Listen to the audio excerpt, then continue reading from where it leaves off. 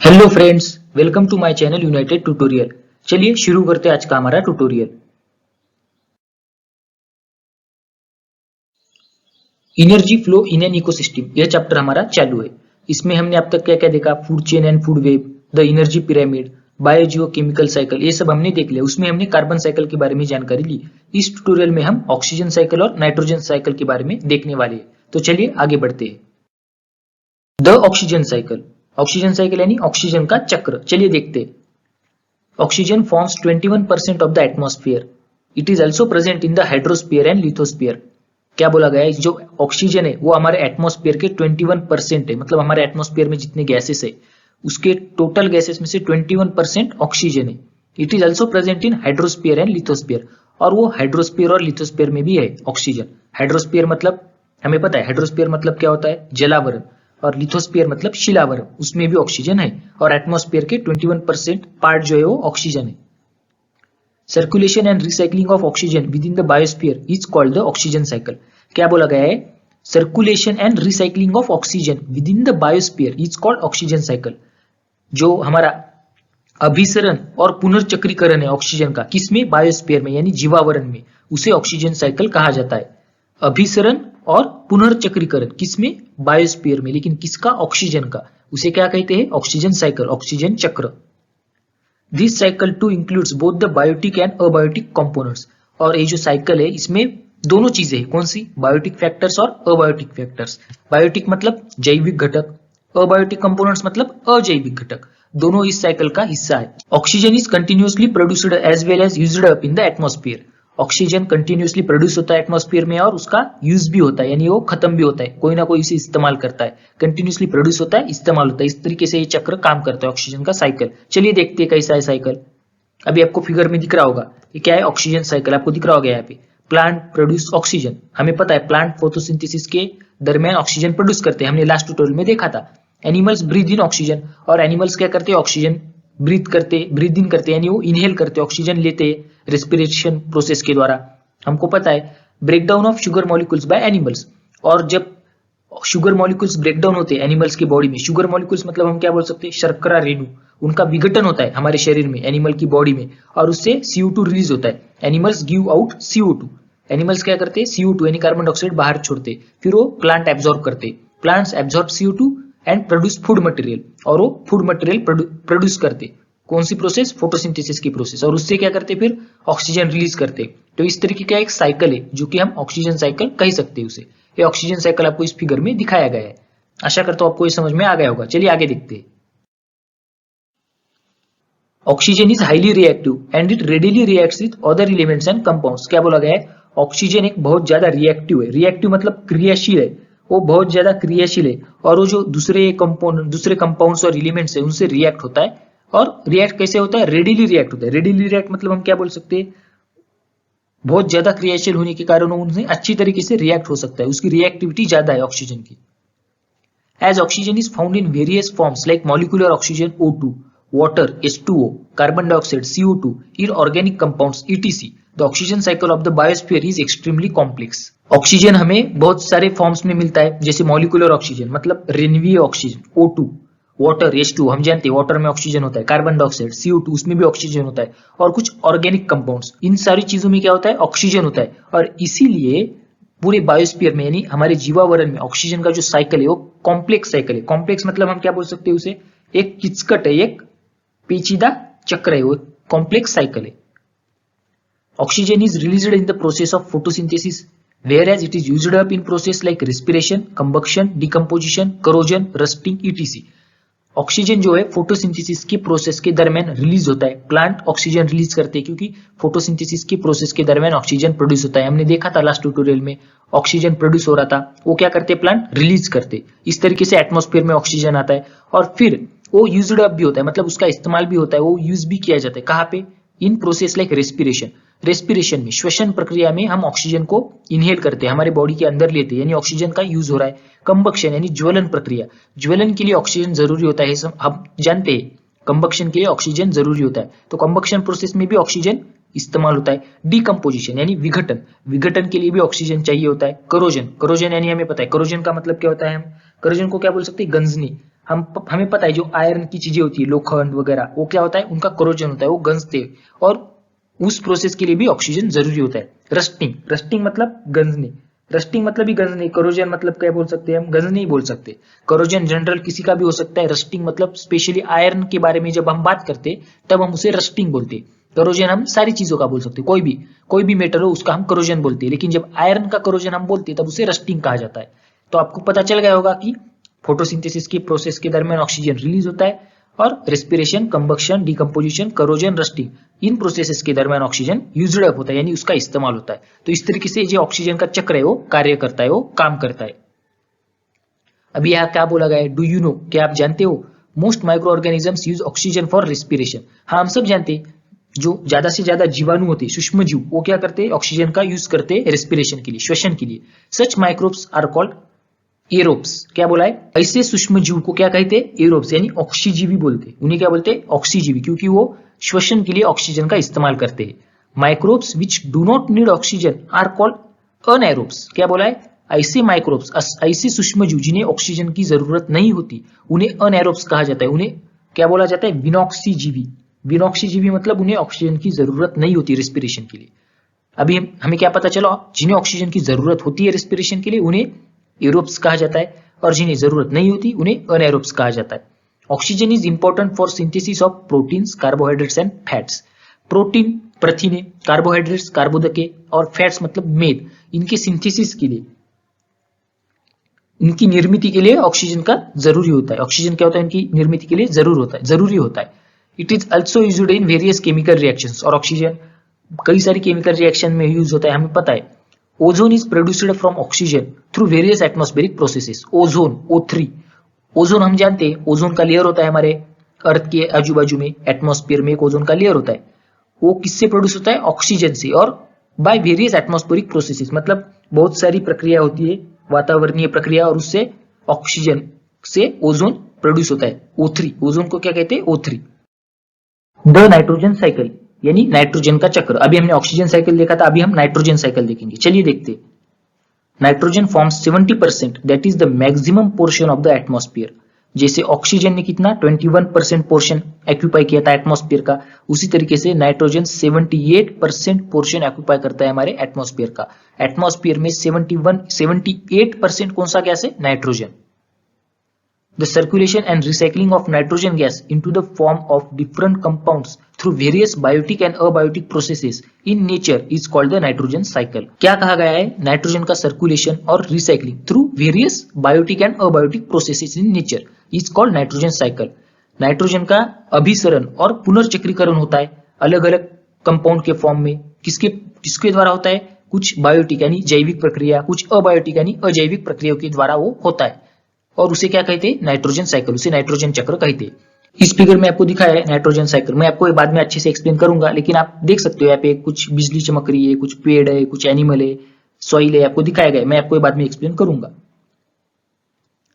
All organisms participate in the nitrogen cycle, it is an important component of proteins and nucleic acid. सारे के सारे organism nitrogen cycle में participate करते, अपना योगदान निभाते हैं नाइट्रोजन साइकिल में। लेकिन जो नाइट्रोजन है वो क्या है, इंपॉर्टेंट कंपोनेंट है, किसका, प्रोटीन्स और न्यूक्लिक एसिड्स का। प्रोटीन्स मतलब हम जानते हैं प्रथिने और न्यूक्लिक एसिड्स। न्यूक्लिक एसिड मतलब हम क्या बोल सकते हैं उसे, न्यूक्लिक अम्ल। एसिड मतलब अम्ल, उसे न्यूक्लिक अम्ल कहा जाता है। इसमें नाइट्रोजन एक इंपॉर्टेंट घटक है। As compared to other elements, it is inactive and does not easily combine with other elements. Most organisms cannot use the free form of nitrogen. क्या बोला गया है, बाकी के एलिमेंट्स की तरह नाइट्रोजन इनएक्टिव है, निष्क्रिय है, और does not easily combine with other elements, और दूसरे एलिमेंट्स के साथ इजिली कंबाइन नहीं होता, इजिली कंपाउंड फॉर्म नहीं करता। जैसे हमने देखा ऑक्सीजन क्या था, रिएक्टिव था, वो दूसरे कंपाउंड के साथ इजिली रिएक्ट हो सकता है, लेकिन नाइट्रोजन है क्या वैसा, रिएक्टिव है क्या, नहीं, वो इनएक्टिव है, यानी वो निष्क्रिय है, और बाकी के बाकी के एलिमेंट्स के साथ वो कंपाउंड फॉर्म इजिली फॉर्म नहीं करता। Most organisms can not use the free form of nitrogen, और जो ज्यादा से ज्यादा ऑर्गेनिजम्स है वो नाइट्रोजन का फ्री फॉर्म का इस्तेमाल नहीं कर सकते, उसका यूज नहीं कर सकते। फ्री फॉर्म मतलब जैसे एटमॉस्फेयर में मिलता है नाइट्रोजन N2, उसका एज इट इज वो इस्तेमाल नहीं कर सकते। अभी हम कुछ प्रोसेसेस देखेंगे नाइट्रोजन साइकिल की, कुछ प्रक्रिया है, प्रमुख प्रक्रिया नाइट्रोजन चक्र के अंदर। चलिए देखते हैं important processes of the nitrogen cycle. Nitrogen fixation, पहली nitrogen fixation, conversion of nitrogen into nitrates and nitrites through atmospheric, industrial and biological processes. क्या कहा गया है? Conversion of nitrogen into nitrates and nitrites, nitrogen का conversion, रूपांतर किसमें? Nitrates और nitrites में, through atmospheric, industrial and biological processes. इसके द्वारा कुछ एटमॉस्फेरिक प्रोसेसेस, कुछ इंडस्ट्रियल प्रोसेसेस या फिर बायोलॉजिकल प्रोसेस के द्वारा, इसे नाइट्रोजन फिक्सेशन कहा जाता है। अभी आप लोगों को लास्ट स्टैंडर्ड में आपने पढ़ा है नाइट्रोजन फिक्सेशन, आपको हुआ है। नाइट्रोजन फिक्सेशन दो तरीके का होता है, कौन से? फिजिकल होता है या फिर बायोलॉजिकल होता है। फिजिकल में एटमॉस्फेरिक आता है, इंडस्ट्रियल आता है, और बायोलॉजिकल में बायोलॉजिकल ही है। अभी एटमॉस्फेरिक कैसा? चलिए अभी आपको दिखाया था मैंने, नाइट्रोजन साइकिल का एक डायग्राम दिखाया था, उसके अंदर आपने देखा बिजली चमक रही थी, तो इससे क्या पता चलता है हमें? Atmospheric nitrogen fixation. क्या होता है एटमॉस्फेरिक नाइट्रोजन फिक्सेशन? बताता हूं आपको। The lightning in the sky brings about oxidation of atmospheric nitrogen and converts it into nitrogen oxide NO2। क्या बोला है कि जो हमारे लाइटनिंग होती है, यानी जो हमारी बिजली चमकती है, तब नाइट्रोजन का ऑक्सीडेशन होता है। ऑक्सीडेशन मतलब वो नाइट्रोजन ऑक्साइड में कन्वर्ट होता है, NO2 में। Nitrogen oxide dissolves in rain water and forms nitrous and nitric acid. और जो NO2 बनता है, जो नाइट्रोजन ऑक्साइड बनता है, वो रेन वाटर में डिसॉल्व होता है और उससे क्या बनता है? नाइट्रिक एसिड और नाइट्रस एसिड बनता है। This acid seeps in the soil with the rain water. और वो जो एसिड बना, नाइट्रस एसिड और नाइट्रिक एसिड, वो पानी के साथ सॉइल में जमा चला जाता है, हमारी जमीन उसे खींच लेती है, क्या बोल सकते हैं हम उसे? एब्जॉर्ब कर लेती है। They undergo chemical reactions with other elements in the soil and form different compounds of nitrogen. और सॉइल के अंदर डिफरेंट केमिकल रिएक्शंस होती है और उसके द्वारा क्या होता है? अलग अलग नाइट्रोजन के कंपाउंड फॉर्म होते हैं और वो प्लांट क्या करते हैं? उसे फिर एब्जॉर्ब कर लेते हैं। तो क्या हुआ? एक फिजिकल फिक्सेशन हम बोल सकते हैं, फिजिकल नाइट्रोजन फिक्सेशन, जिसके अंदर हमने एटमॉस्फेरिक नाइट्रोजन फिक्सेशन देखा। अभी बायोलॉजिकल नाइट्रोजन फिक्सेशन क्या है? बायोलॉजिकल नाइट्रोजन फिक्सेशन मतलब राइजोबियम नाम के क्या होते हैं? बैक्टीरिया, जो कि लेग्यूमिनस प्लांट के रूट में होते हैं। लेग्यूमिनस प्लांट मतलब हम बोल सकते हैं शेंगाधारी वनस्पति, ऐसी वनस्पति, ऐसे प्लांट जिन्हें शेंगा होता है। शेंगा मतलब हम सभी जानते हैं, शेंगाधारी वनस्पति मतलब लेग्यूमिनस प्लांट। ऐसे प्लांट के रूट में राइजोबियम बैक्टीरिया होते हैं और वो बैक्टीरिया क्या करते हैं? बायोलॉजिकल नाइट्रोजन फिक्सेशन करते हैं। दूसरे बैक्टीरिया है जिसका नाम है एजाटोबैक्टर, जो कि फ्री लिविंग बैक्टीरिया है, सॉइल के अंदर पाए जाते हैं। फ्री लिविंग बैक्टीरिया मतलब वो सॉइल के अंदर फ्रीली मिल जाते हैं, मिट्टी के अंदर वो होते, वो भी क्या करते हैं? बायोलॉजिकल नाइट्रोजन फिक्सेशन करते। और कुछ ब्लू ग्रीन एक्वेटिक अलगी होती है, वो पानी के अंदर नाइट्रोजन फिक्सेशन करती। तो ये क्या हुआ? Biological nitrogen fixation. अभी ये जो नाइट्रोजन फिक्सेशन की बात कर रहा हूँ, एक इंपॉर्टेंट प्रोसेस है नाइट्रोजन साइकिल में, हम बोल सकते हैं ऐसा। अभी दूसरी प्रोसेस कौन सी है? चलिए देखते हैं। अमोनिफिकेशन। अमोनिफिकेशन यानी क्या होता है? अमोनिफिकेशन मतलब अमोनीकरण, release of ammonia through decomposition of dead bodies and excretory waste of organisms. क्या बोला है? अमोनिया रिलीज होता है कब? जब कोई भी डेड बॉडी डिकम्पोज होती है या फिर कोई एक्सक्रीटरी वेस्ट, ऑर्गेनिज्म का कोई वेस्ट होता है, एक्सक्रीटरी वेस्ट, कोई मल होता है, मूत्र होता है, वो जब डिके होता है यानी डिकम्पोज होता है, तो उससे क्या होता है? अमोनिया रिलीज होता है। चलिए अगली प्रोसेस कौन सी है? नाइट्रिफिकेशन। नाइट्रिफिकेशन मतलब नाइट्रीकरण ऐसा हम बोल सकते हैं। क्या बोला है? Conversion of ammonia into nitrite and then nitrate. Ammonia का नाइट्रेट और नाइट्रेट में कन्वर्जन, इसे क्या बोलते हैं? Nitrification. Denitrification, conversion of nitrogen compounds into gaseous nitrogen. जो नाइट्रोजन कंपाउंड है उनका फिर से गैसियस नाइट्रोजन में रूपांतर होना, कन्वर्जन होना, उसे डीनाइट्रिफिकेशन बोलते हैं। तो ये चार इंपॉर्टेंट प्रोसेस है किसमें? नाइट्रोजन साइकिल में। Nitrogen fixation, ammonification, nitrification, denitrification. चलिए आपको फिगर से, एग्जांपल से समझा के देता हूं। यहाँ पे आपको दिख रहा है बिजली चमक रही है, यानी क्या है? Atmospheric nitrogen fixation. अभी मैंने आपको बताया था जब लाइटनिंग होती है, बिजली चमकती है, तो नाइट्रोजन का नाइट्रोजन ऑक्साइड में रूपांतर होता है, ऑक्सीडेशन होता है नाइट्रोजन का। फिर वो नाइट्रोजन ऑक्साइड रेन वाटर के साथ डिसॉल्व होकर नाइट्रिक और नाइट्रस एसिड बनाता है, जो फिर मिट्टी के अंदर सीप हो जाता है। मतलब वो क्या होता है?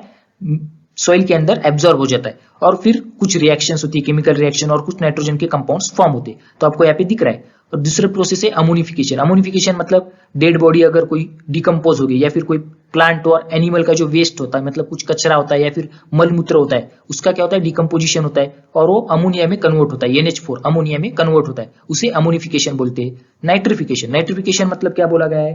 नाइट्रिफिकेशन मतलब अमोनिया का कन्वर्जन होता है नाइट्राइट या फिर नाइट्रेट में, जैसे कि यहाँ पे दिखा गया है, NO2 में कन्वर्ट हो रहा है वो, फिर NO3 में कन्वर्ट हो रहा है, NO2 और NO3 में कन्वर्ट हो रहा है। इसका मतलब हम क्या बोल सकते हैं? नाइट्राइट और नाइट्रेट में अमोनिया का कन्वर्ट होता है, कन्वर्जन होता है, उसे हम नाइट्रिफिकेशन बोलते हैं। फिर डीनाइट्रिफिकेशन। डीनाइट्रिफिकेशन मतलब नाइट्रोजन के कंपाउंड से जो नाइट्रोजन की संयुग है उसका फिर से नाइट्रोजन मतलब गैस फॉर्म में रिलीज होता है, नाइट्रोजन गैसियस नाइट्रोजन में कन्वर्ट होता है। आपको दिख रहा होगा फिर से वो NO3 कन्वर्ट होके गैसियस फॉर्म में N2 में कन्वर्ट हो रहा है, मतलब वो क्या हो रहा है, डीनाइट्रिफिकेशन। तो इस फिगर से आपको पता चल रहा है 4 processes, important 4 processes in the nitrogen cycle. पहला है नाइट्रोजन फिक्सेशन, दूसरा है अमोनिफिकेशन, तीसरा है नाइट्रिफिकेशन और चौथा डीनाइट्रिफिकेशन। तो ये 4 प्रोसेसेस है, इंपॉर्टेंट प्रोसेसेस है। आशा करता हूं कि आपको इस फिगर से अच्छे से समझ में आ गया होगा।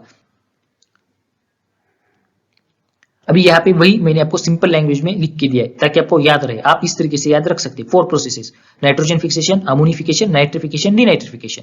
नाइट्रोजन फिक्सेशन मतलब नाइट्रोजन का कन्वर्जन नाइट्रेट्स और नाइट्राइट्स में। अमोनिफिकेशन मतलब dead remains of plants and animals and their excreta in ammonia. किसमें कन्वर्जन हो रहा है, डेड प्लांट और एनिमल, उनका कन्वर्जन अमोनिया में हो रहा है। या फिर जो एनिमल का एक्सक्रेटा होता है, मतलब जो मल मूत्र होता है उसका भी अमोनिया में कन्वर्जन, उसे अमोनिफिकेशन कहते हैं। नाइट्रिफिकेशन, अमोनिया का नाइट्रेट और फिर नाइट्रेट में कन्वर्जन।